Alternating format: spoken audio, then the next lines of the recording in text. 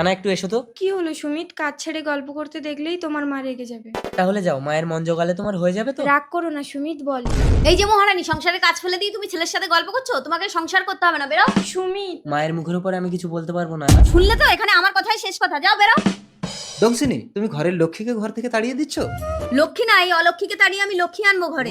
আসছি বাবা। বৌমা, মুনমুন আয়। দিদি, আরে সুসময় বাবু আসুন। আমার মেয়েকে আপনার বাড়িতে একেবারে তুলে দিয়ে গেলাম। আয় মা, এই সুমিত। আমি কি করব? তোমার যা ইচ্ছে তাই করো মা। শুনলেন তো? তাহলে আমি আসি দিদি। আসুন, চলো মা। আমি এ জীবন রাখবো না।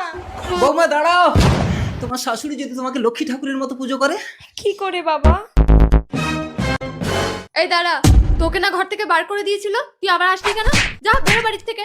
মুনমুন, তুমি তো এখন আমার বউ হওনি, কোন অধিকারে ঘর থেকে তাড়িয়ে দিচ্ছ? আমি আজই মুনমুনের সাথে তোকে বিয়ে দিয়ে মুনমুনকে এই বাড়ির বৌমা করব।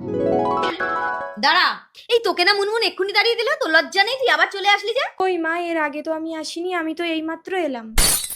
কি বলিস মুনমুন? তাহলে তুমি কাকে তাড়ালে? মা লক্ষ্মীকে। তার মানে তুমি মা লক্ষ্মীকে ঘর থেকে তাড়িয়ে দিয়েছো? বট লক্ষ্মী? দূর হ লক্ষ্মী ছাড়ি। আহ, ও মা লক্ষ্মী গো। কেতো না দংশিনী, ওঠো ওঠো। এই দেখো তোমার ঘরে লক্ষ্মী এসেছে, তুমি একে যত্ন করো। বৌমা হলো ঘরে